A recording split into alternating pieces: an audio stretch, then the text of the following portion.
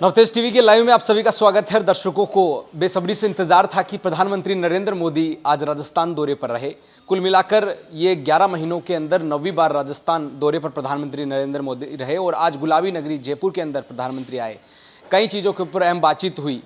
राजस्थान विधानसभा चुनाव के लिए ये दौरा कई मायनों में अहम माना जा रहा था, कई और खुलकर बरसे भी। इसका परिणाम मंच के ऊपर साफ तौर पर प्रधानमंत्री नरेंद्र मोदी के मुख से सुनने को मिला। जिस प्रकार से कांग्रेस की तमाम नीतियों के ऊपर भी बातचीत की, साथ के अंदर लाल डायरी का जो मुद्दा है बार बार थमने का नाम नहीं लेता है। प्रधानमंत्री हो या फिर अमित शाह, जब गृह मंत्री राजस्थान दौरे के ऊपर आए उन्होंने भी इसके ऊपर जिक्र किया। बार बार इन मुद्दों के ऊपर बातचीत होती है, हर बार इनका जिक्र होता है। कांग्रेस ये तो सोचकर परेशान होगी कि जिन मुद्दों के ऊपर वो बार बार सफाई दे रही है वो बार बार उजागर क्यों हो रहा है। प्रधानमंत्री नरेंद्र मोदी ने कहा कि लाल डायरी के अंदर काले कारनामे जो है दबे हुए हैं, जो खुलकर आएगा। और साफ तौर पर जनता के मुख से ये सुनकर गए हैं कि राजस्थान के अंदर इस बार कमल को खिलाना है। जिस प्रकार से पेपर लीक माफियाओं को लेकर तमाम बातचीत की गई, पेपर लीक माफियाओं के ऊपर उन्होंने कहा कि राजस्थान के अंदर अगर बीजेपी की सरकार आती है तो उन माफियाओं के ऊपर जो है एक तरीके से बंदिश दी जाएगी और उनको रोक दिया जाएगा। जिस प्रकार से लगातार पेपर लीक माफियाओं से राजस्थान परेशान है, वो परेशानी कमल की सरकार यानी कि बीजेपी की सरकार आने के बाद में नहीं लेनी पड़ेगी। तमाम चीज़ों के ऊपर इन सारे जितने भी प्रधानमंत्री नरेंद्र मोदी का भाषण हुआ, बीजेपी के अंदर आज से जो प्रतिक्रियाएं देखने को मिली तमाम नेताओं की बीजेपी के मन से, और परिवर्तन यात्रा का ये जो संबोधन था, इसको लेकर प्रधानमंत्री मोदी ने तमाम चीज़ें साफ कर दी और राजस्थान की जनता का भी मन टटोल लिया है। अमित शाह यादव हमारे साथ आज जुड़ेगी और दिन भर से सुबह से ही वो इसके ऊपर निगाहें बनाई हुई थी। क्या खास बातें प्रधानमंत्री नरेंद्र मोदी के आज के दौरे की रही और क्या लगता है कि राजस्थान की राजनीति के अंदर क्या बदलाव आने वाला है और कई मायनों में किन किन मायनों के अंदर आज प्रधानमंत्री नरेंद्र मोदी का दौरा है वो राजस्थान की जनता के लिए और आने वाले विधानसभा चुनाव के लिए इंपॉर्टेंट और कारगर साबित होने वाला है? देखिए दीपक, प्रधानमंत्री मोदी के आने से पहले जब ये सभा चल रही थी, बाकी जितने भी पदाधिकारी हैं, सांसद दिया कुमारी ले लीजिए, गजेंद्र सिंह शेखावत, सभी जब जनसभा को संबोधित कर रहे थे तो कहीं ना कहीं उन्होंने कांग्रेस पर तंज कसते हुए सांसद दिया कुमारी ने कहा था कि जो पुलिस वाले हैं उनके खिलाफ नाराजगी जाहिर की थी और कहा था कि जो पुलिस वाले हैं वो कांग्रेस कार्यकर्ताओं की तरह काम ना करें क्योंकि हमारी सरकार आने वाली है। वही गजेंद्र सिंह शेखावत ने भी कुछ इसी तरीके से पुलिस को जो है जवाब दिया था। उसके बाद प्रधानमंत्री मोदी आते हैं जनसभा के अंदर, वो ओपन जीप में आते हैं और वहां पर जो कार्यकर्ता थे, जितनी भी जनता थी वहां पर मौजूद थी, उनमें काफी उत्साह देखने को मिला। उसके बाद प्रधानमंत्री के मोदी के भाषण पे आते हैं, उन्होंने कार्यकर्ताओं को सीधा सीधा संदेश जो दिया है उन चीजों पर मैं बात करना चाहूंगी। यहाँ पर सबसे पहले प्रधानमंत्री मोदी ने अपीजमेंट पॉलिटिक्स की बात की, तुष्टीकरण की बात की और कांग्रेस पर हमेशा से यह आरोप लगता आया है कि वो अपीजमेंट की पॉलिटिक्स करती है, तुष्टीकरण की राजनीति करती है। और प्रधानमंत्री मोदी ने कहा कि जो महिला आरक्षण बिल है वो कांग्रेस सरकार अपने कार्यकाल में नहीं ला पाई थी। 30 साल जब वो सत्ता के अंदर रही तब तक वो नहीं लेके आई थी महिला आरक्षण बिल, और ये भी मजबूरी में लेके आई है क्योंकि महिलाओं का दबाव था कहीं ना कहीं उनके ऊपर। और इसके अलावा उन्होंने सनातन धर्म को लेकर जितनी भी टीका टिप्पणी आजकल कांग्रेस की तरफ से, उनके जो गठबंधन है उसकी तरफ से चल रही है, उस पर भी बात की। और साथ में जो मुस्लिम तुष्टीकरण की अपीजमेंट पॉलिटिक्स की बात आती है, चाहे आप असदुद्दीन ओवैसी लगा लीजिए, इंडिया गठबंधन जिन्होंने कहा कि मुस्लिम महिलाओं के लिए क्या होगा, अल्पसंख्यक महिलाओं के लिए क्या होगा, तो प्रधानमंत्री मोदी ने कहा कि हम ही वो पार्टी है, हम ही वो केंद्र में थे जिसने ट्रिपल तलाक को बैन किया था। तो हमसे ये मत कहिए कि हम अपीजमेंट पॉलिटिक्स से हम मुस्लिम महिलाओं के लिए कुछ लेकर नहीं आए हैं, कुछ किया नहीं है। तो साफ साफ शब्दों में कार्यकर्ताओं को भी संदेश दिया है कि जो अपीजमेंट पॉलिटिक्स है, तुष्टीकरण की जो राजनीति कांग्रेस है वो इंडिया गठबंधन करता है, उसको लेकर पूरी तरीके से कांग्रेस पर, इंडिया गठबंधन पर हमलावर हो जाइए, पूरी तरीके से उसको पुरजोर तरीके से उठाइए। और दूसरा है भ्रष्टाचार का मुद्दा, जो उन्होंने कहा कि लाल डायरी के अंदर कट कमीशन की बात होती है, वन पेंशन और वन रैंक जो हमने वादा किया था वो हम लेकर आए हैं, इन सभी पर बात की और कहा कि हम 70,000 करोड़ हमने वन रैंक वन पेंशन के जरिए दी। वहीं पर कांग्रेस की नीयत इतनी खराब थी कि वो 500 करोड़ का बंडल लेकर आती है और वो देने की बात करती है। गारंटी की बात की है प्रधानमंत्री नरेंद्र मोदी ने। गारंटी के ऊपर मेरे को ऐसा लगता है कि प्रधानमंत्री नरेंद्र मोदी गारंटी की बात कर गारंटी देकर नहीं, गारंटी जनता से लेकर गए हैं। आप इस मायने में क्या सोचती हैं कि जनता किससे जितना जुड़ाव उन्होंने दिखाया है, क्या आने वाले चुनाव के अंदर, आने वाले विधानसभा चुनाव के अंदर जनता उन पर इसका पूरा परिणाम देने वाली है भारतीय जनता पार्टी को?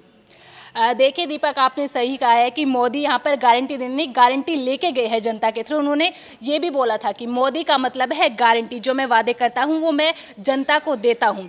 और जो मैं वादे करता हूँ वो मैं जनता को देता हूँ। इसके अलावा एक चीज़ मैं यहाँ पर साफ करना चाहूँगी, आपको भी और दर्शकों को भी बताना चाहूँगी कि जो भ्रष्टाचार का मुद्दा जो प्रधानमंत्री मोदी ने इस जनसभा के अंदर उठाया है, वो कहीं ना कहीं कर्नाटक में जो भाजपा को हार मिली थी उसमें एक मुद्दा भ्रष्टाचार का था, क्योंकि कांग्रेस ने वहाँ 40% कमीशन की बात कही थी। तो अब प्रधानमंत्री मोदी कांग्रेस को उसी की भाषा में जवाब दे रहे हैं कि अगर आप भ्रष्टाचार का मुद्दा उठाएंगे तो हम भी आपको उसी मुद्दे पर घेरना चालू रखेंगे। और कार्यकर्ता कहीं ना कहीं समझ गए हैं कि इस मुद्दे को लेकर उन्हें बहुत आगे तक जाना है और इस मुद्दे को पुरजोर तरीके से उठाना है। और इस बारे में और ज़्यादा विस्तार से चर्चा से आपको राकेश जी ज़्यादा अच्छे से जाहिर सी बात है, आज प्रधानमंत्री के दौरे के ऊपर लेकर तमाम सारी चीज़ें हुई है और जाहिर सी बात है इस बार कांग्रेस को हर बार कोशिश करती है कि किसी ना किसी तरीके से साध लिया जाए और मेरे हिसाब से जनता से ज़्यादा कांग्रेस को आड़े हाथ लिया है प्रधानमंत्री नरेंद्र मोदी ने इतनी बड़े मंच पे। और जनसंख्या की तो आप बात ही नहीं कर सकते, जो सैलाब आज उबड़ा है प्रधानमंत्री नरेंद्र मोदी को सुनने के लिए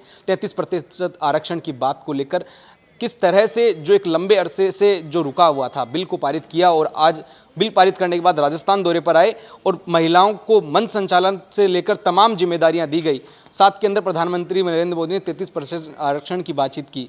किस तरह से देखते हैं एक नया रूप आने वाले चुनाव के अंदर राकेश जी देखने को मिलेगा? देखिए, पहले तो हमें ये नहीं भूलना चाहिए, पीएम मोदी का जो चेहरा है वो मास गैदरिंग चेहरा है और पीएम मोदी की जहाँ भी रैलियाँ होती है ये यकीन मानिएगा देश के लोग उन्हें काफ़ी पसंद करते हैं। तो हमें इस बात का अंदाज़ा नहीं लगाना चाहिए कि उनकी रैली में भीड़ नहीं आएगी, क्योंकि काफ़ी लोकप्रिय चेहरा है। दूसरा विषय है कि आज मैं इस रैली को जिस तरीके से देख पा रहा हूँ वो कांग्रेस के खिलाफ कम, लेकिन भारतीय जनता पार्टी की एकजुटता को लेकर ज़्यादा देख पा रहा हूँ। वसुंधरा राजे वहाँ पर मंच पर मौजूद आई और पीएम मोदी के दूसरे तीसरे नंबर पर वो बैठी थी। इधर सीपी जोशी बैठे थे जो अध्यक्ष हैं। महत्वपूर्ण बात ये था कि पूरी परिवर्तन यात्रा में वसुंधरा राजे जितना एक्टिव नहीं दिखाई दी। एक दिन पहले जब पीएम मोदी की रैली से पहले कार्यसमिति की बैठक हुई तो उस कार्यसमिति की बैठक में वो पहुंची। गजेंद्र सिंह शेखावत बाकायदा उनके बंगले पर गए और वो उसके बाद में कार्यसमिति की बैठक में पहुंची और पीएम मोदी की रैली की तैयारी के लिए जो बैठक हुई थी उसमें हिस्सा लिया। तो यानी दोबारा सक्रिय हुई।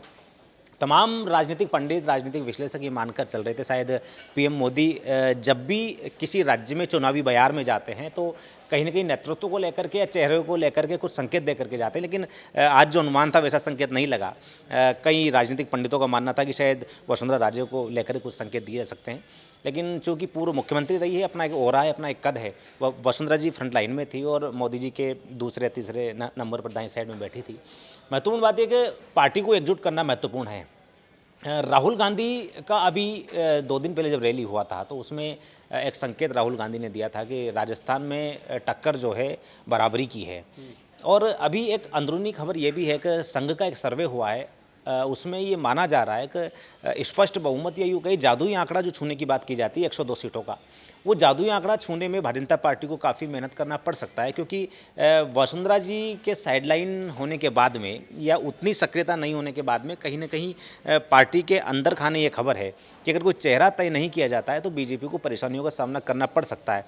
और वसुंधरा राजे सिर्फ एकमात्र वो चेहरा है अभी फिलहाल भारतीय जनता पार्टी के पास में जो पंचायत स्तर तक जिनके समर्थन में कार्यकर्ता तैयार रहते हैं, खड़े रहते हैं।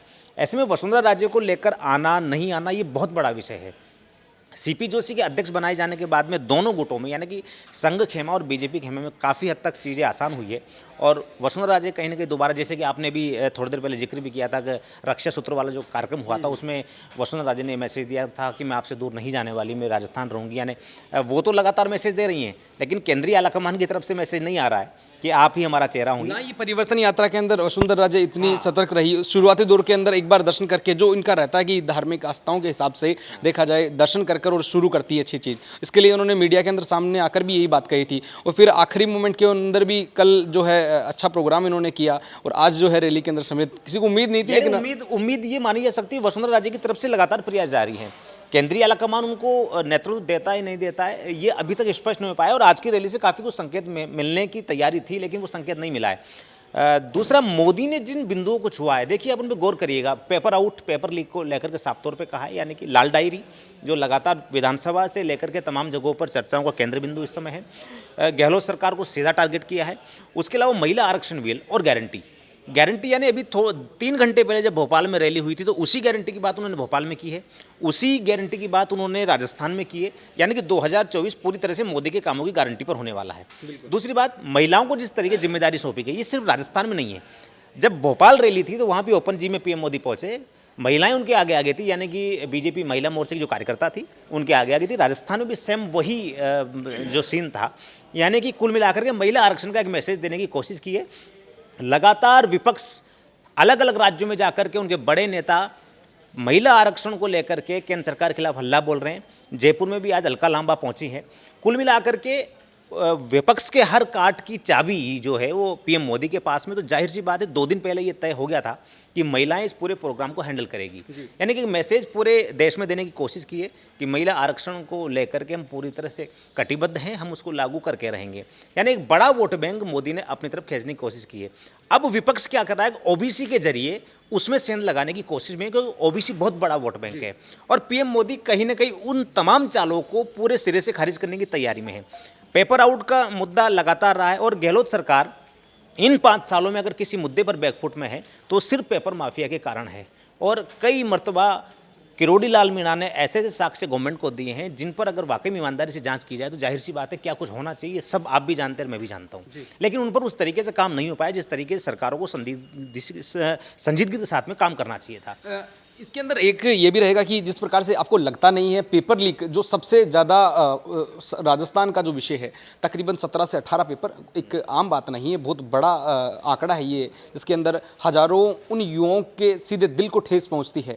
इसको कहीं ना कहीं प्रधानमंत्री नरेंद्र मोदी ने इसके बारे में चर्चा कर कर उन युवाओं को एक आश्वासन दिया है कि हमारी सरकार बनती है तो हम आपसे जुड़ेंगे और आपको इस प्रकार की तकलीफ का सामना नहीं करना पड़ेगा। तो कहीं ना कहीं उस वोट बैंक को साधने की कोशिश नहीं की गई। देखिए, राजस्थान का जो राजनीतिक सिनेरियो है वो बहुत अलग है बाकी राज्यों की तुलना में। एक तो हर 5 साल में एंटी इनकम्बेंसी तैयार हो जाती है, आप कितना ही अच्छा करें। यानी कि आप यकीन मानिएगा जब गहलोत सरकार आई थी, यानी कि जब पहला टर्म गहलोत का था, सेकंड टर्म, उस समय गहलोत सरकार के शासनकाल में काफ़ी विकास कार्य हुए थे, पुलियाएँ बनी थी, लेकिन उसके बावजूद वो रिपीट नहीं हो पाए थे। ठीक है, तो ऐसी स्थिति में युवा जातिगत राजनीति, कास्टिज्म, इधर से आप जो नई नई पार्टियाँ उभर रही है जातिगत आधार पर, उन सबको रोकने के लिए सिर्फ युवा एक माध्यम होता है। और युवा कहाँ जूझ रहा है, युवा 2 विषय से परेशान है, तो बेरोजगार और दूसरा पेपर आउट। यानी कि रोजगार की आप बात करेंगे लेकिन पेपर आउट से नहीं रोक पाएंगे तो जाहिर सी बात है सरकार के खिलाफ युवा खड़ा होगा। और सिर्फ युवा है जो जातिगत राजनीति में ना उलझ करके आपको रोजगार के मुद्दे पर वोट दे सकता है। देखिए, जाटों को लेकर के अलग पार्टी बन सकती है, ब्राह्मण लामबंद हो सकता है, राजपूत लामबंद हो सकता है, लेकिन एसटी और एससी को पूरी तरीके से साथ पाना बहुत टेढ़ी खीर होता है। और ऐसी स्थिति में सिर्फ एक मुद्दा बीजेपी के पास में कि अगर आप पेपर माफिया के खिलाफ कठोर कार्रवाई की बात करते हैं तो जाहिर सी बात है वो युवा खुद तो डाइवर्जन होगा ही, अपने परिवार को भी उस पार्टी की तरफ डाइवर्ट करेगा। तो जाहिर सी बात है इस मुद्दे को पीएम मोदी छूते ही छूते। लाल डायरी का मुद्दा लगातार रहा है, लाल डायरी होती ही सही, महिला आरक्षण जो लगातार चल रहा है, जिस पर लगातार प्रेस कॉन्फ्रेंसेस हो रही है, यानी कि कुल मिलाकर के उन्होंने तमाम उन मुद्दों को आज छूने की कोशिश की है जो कहीं न कहीं राजस्थान विधानसभा चुनाव में एक्टिव रहने वाले हैं। और महत्वपूर्ण बात यह कि जिस तरीके से उन्होंने भाषण की शुरुआत की, तमाम उन लोक देवताओं का नाम लिया जो राजस्थान में यानी कि जयपुर के आसपास जिनके प्रसिद्ध स्थान है, खासतौर पर गोनेर जगदीश का उन्होंने नाम लिया, काफ़ी बड़ा स्थान है। वहाँ पर ब्राह्मण जो बागड़ा समाज है वो काफ़ी बहुतायत में उनकी मान्यताएं हैं। और चूँकि वाटिका के इलाके में जनसभा हुई थी तो पूरा जयपुर जो शहर लोकसभा है वो पूरा उस क्षेत्र में शामिल होता है। तो जाहिर सी बात है एक सीट को उन्होंने पूरी तरह से कैप्चर करने की कोशिश की है। भीड़ की आप बात करेंगे, मैं बोल चुका हूँ, पीएम मोदी जहाँ जाएंगे, जनसभा जहाँ होगी, यकीन मानिएगा भीड़ पहुँचेगी। और ख़ास तौर पर बीजेपी को बाकायदा इसके लिए तैयारी का पूरा वक्त मिला है। बीजेपी को टारगेट दिए गए थे, राजस्थान बीजेपी को, और तमाम केंद्रीय नेताओं को जिम्मेदारी सौंपी गई थी। और मेरे ख्याल से आज की जो रैली है, राहुल गांधी की रैली से अगर हम तुलना करें, ग्राउंड छोटा था, सारी चीज़ें थी, लेकिन बावजूद इसके मल्लिकार्जुन खड़गे के भाषण के दौरान जिस तरीके से सीटें खाली हुई, आज वो नहीं। जितना पंडाल के अंदर भीड़ थी उतनी ही पंडाल के बाहर भीड़ थी। यानी कुल मिलाकर के पीएम मोदी का क्रेज़ आज भी युवाओं में, बुजुर्गों में, बच्चों में, महिलाओं में कायम है। और यही मेरे ख्याल से बीजेपी के पास सत्ता की चाबी है।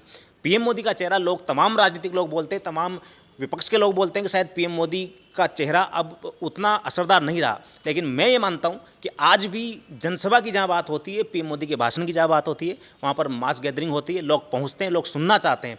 और जिस तरीके से भारत के गौरव को लेकर के उन्होंने एक स्पष्ट रूप से कहा कि आज राजस्थान में रैली, हाँ, महाराणा प्रताप की बात करी, राजस्थान में इस स्थिति में आज रैली हो रही कि भारत गौरव के पायदान पर बहुत ऊपर पहुँच चुका है। यानी कि राष्ट्रीयता, यानी कि कहीं ना कहीं जातिगत चुनावी राजनीति के बीच में मुद्दों को छुआ और उसके बाद में तमाम मुद्दों को समेट करके आप राष्ट्रीयता के मुद्दे पर ले आए। यही पीएम मोदी के भाषण की खासियत है। और यकीन मानिएगा विपक्ष की नींद आज बिल्कुल हराम होगी और कांग्रेस आज सोचने पर मजबूर होगी कि राहुल गांधी और पीएम मोदी की रैली की अगर तुलना करें, राजनीतिक आरोप प्रत्यारोप अलग विषय है, लेकिन जमीन पर जिस तरीके से आज लोग वहां पर पहुंचे, कांग्रेस को सोचना बनता है। बिल्कुल। साथ में ये बात जिक्र हुआ कि कांग्रेस है वो बीजेपी को मिटाना चाहती है।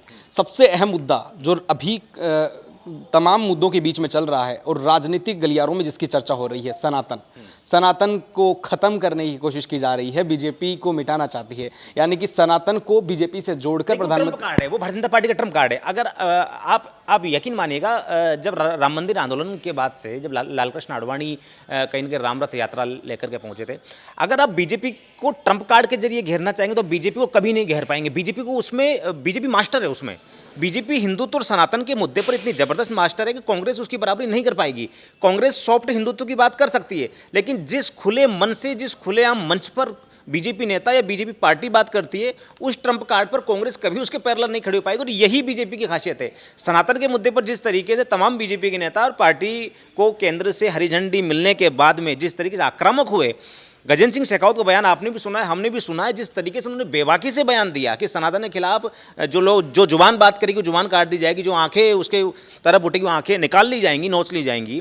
तो बिना केंद्रीय आलाकमान की परमिशन के केंद्रीय मंत्री इस तरीके का बयान नहीं दे सकता है। यकीन मानिएगा, ये सनातन हिंदुत्व अध्यात्म ये बीजेपी का ट्रम्प कार्ड है और कांग्रेस इस ट्रम्प कार्ड में बीजेपी की बराबरी कभी नहीं कर पाएगी। राकेश जी, आखिरी सवाल मेरा आपसे रहने वाला है कि चर्चाओं में सुना, खूब सूत्र भी बता रहे थे और इस सोशल मीडिया पे भी काफ़ी वायरल हुआ ये सवाल कि राजस्थान के अंदर और कुछ जगहों पर ऐसी है जहां पर बीजेपी ने कुछ झंडों की छपवाई के ऑर्डर दिए हैं।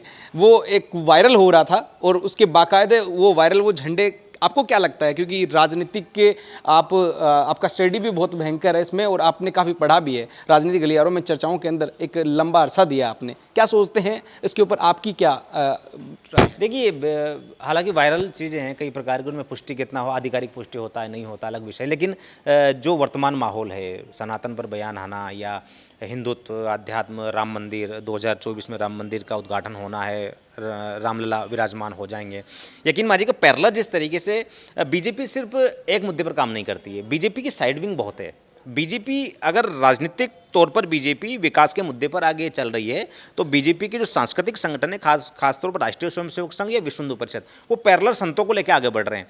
यानी कि विकास की बात भी आप कर रहे हैं, आपने 10 सालों में क्या किया उसकी भी बात आप कर रहे हैं, साथ ही हिंदुत्व को लेकर भी आप साथ में चल रहे हैं। तो यकीन मानिएगा, जिस तरीके के बयान साधु संत समाज सनातन और उदयनिधि स्टालिन के बयान के बाद में जिस तरीके से एकजुटता हुई, खासतौर पर आप यकीन मानिएगा उन तमाम राज्यों का जिक्र आप करिए जहाँ पर अमूमन उन संतों की सभा इन दिनों हो रही है या राम कथाओं के माध्यम से वहाँ पर संतों की सभाओं में जिस तरीके का जमावड़ा है, वो कहीं ना कहीं अप्रत्यक्ष रूप से उन तमाम लोगों को एकजुट करने की तैयारी है।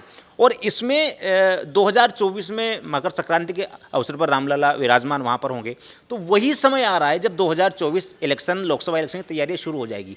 यानी कि पैरेलल जो हिंदुत्व कार्ड है वो इतना स्ट्रॉन्ग हो चुका है कि अब बीजेपी को सनातन के आधार पर वोट मांगने की आवश्यकता नहीं पड़ेगी। उनका वो काम विश्व हिंदू परिषद और तमाम संत समाज कर रहा है। यानी कि विपक्ष का एक भी बयान अगर सनातन के खिलाफ आता है तो उसका फायदा बीजेपी को बिना कुछ किए मिल रहा है। क्योंकि जिस तरीके से मध्य प्रदेश में इलेक्शन है, राजस्थान में इलेक्शन है, आप देखिएगा इन दिनों में मध्य प्रदेश और राजस्थान में उन धार्मिक कथाओं का दौर लगातार जारी है जो बड़े स्तर पर की जा रही हैं और वहाँ पर बड़े बड़े संत पहुँच रहे हैं। और तमाम कथाओं के बीच में एक समय ऐसा भी आता है जब सनातन की बात की जाती है, तब हिंदुत्व की बात की जाती है। यानी कि आप अगर गंभीरता से राजनीतिक नज़र से उसको देखेंगे तो कुल मिलाकर पैरेलल एक विंग तैयार है जो बीजेपी को फायदा पहुंचाने की पूरी तैयारी में, और बीजेपी स्पष्ट मूड में है। अगर विकास के मुद्दे पर आप पूरी तरीके से जादुई आंकड़ा छू जाएंगे, ये संभव नहीं है।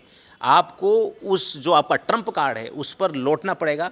और यही वजह है कि बीजेपी को लोकसभा में दोबारा से विजय मिलती दिखाई दे रही है, क्योंकि पैरेलल बीजेपी की तो मेहनत चल ही रही है, लेकिन आनुषंगिक संगठन जो है वो पैरेलल अपनी एक विंग अलग से काम कर रही है, जो कहीं ना कहीं सनातन की तरफ काम कर रही है, आध्यात्म की तरफ काम कर रही है, हिंदुत्व की तरफ काम कर रही है, और उसका सारा फायदा भारतीय जनता पार्टी को मिलेगा। बिल्कुल, बहुत बहुत शुक्रिया राकेश जी तमाम जानकारी देने के लिए। जिस प्रकार से आज प्रधानमंत्री का जो दौरा रहा, वास्तविकता से देखा जाए तो उसके अंदर उन विषयों के ऊपर कोई एक ऐसा सिंगल बिंदु नहीं छोड़ा गया, एक बिंदु नहीं छोड़ा गया जिसके ऊपर चर्चा नहीं हुई हो। तमाम मुद्दों को घेरा गया और कांग्रेस को भी पूरी तरीके से घेरने का प्रयास किया गया हो। भले ही कांग्रेस इसके अंदर तमाम प्रयास करती हो केंद्र सरकार पर आरोप लगाने के, लेकिन कहीं ना कहीं आज बीजेपी ने वो पूरी कोशिश की है जिसके अंदर उन मुद्दों को उठाया है, जो गंभीर मुद्दे राजस्थान के अंदर जो जरूरी हैं आज के समय के लिए और आने वाले चुनाव के लिए, उन तमाम विषयों के ऊपर बातचीत हुई। और जाहिर सी बात है कि इन विषयों के ऊपर बातचीत करना उतना ही ज़रूरी था जितना आने वाले समय के अंदर सरकार रिपीट करने के जहां कांग्रेस दावे कर रही है तो वहां बीजेपी अपने आप को गढ़ रही है इस पूरे मैदान में। और इस सभा के माध्यम से प्रधानमंत्री नरेंद्र मोदी ने तय कर दिया है कि गारंटी वो ले रहे हैं और साथ के अंदर दे भी रहे हैं उन लोगों को जिन लोगों से कहीं ना कहीं पेपर लीक या फिर उन बिंदुओं से कहीं ना कहीं ठेस पहुंची हो तो उनको भी भुना जा रहा है, उनको भी रोकने का पूरा प्रयास किया जाएगा जब सरकार बनेगी। जाहिर सी बात है कि कांग्रेस इसके अंदर किस तरह से आने वाले समय के अंदर सरकार रिपीट करने के जो दावे कर रही है उसके अंदर कितना प्रतिशत तक जनता के बीच में उतरकर और उनका मन टटोल कर अपनी सरकार रिपीट करने के अंदर सक्षम रहती है या फिर सफलतापूर्वक रहती है, या बीजेपी इन मुद्दों के तहत जो साफ तौर पर प्रधानमंत्री नरेंद्र मोदी ने कहा कि मेरा रिकॉर्ड उठाकर चेक कर सकते हैं, 9 सालों का बार बार जिक्र किया, तो उन मुद्दों के ऊपर और साथ के अंदर उन तमाम विषयों के ऊपर लेकर जनता के बीच में रूबरू हुए और जनता को आश्वासन दिया और साथ के अंदर बताया भी, तो कितने कारगर होने वाले हैं। देश और दुनिया की हर बड़ी खबर के लिए सब्सक्राइब करें नवतेज टीवी और पल पल के अपडेट्स के लिए बेल आइकन को दबाना ना भूलें, क्योंकि आपकी खबरों का भरोसेमंद साथी है नवतेज टीवी।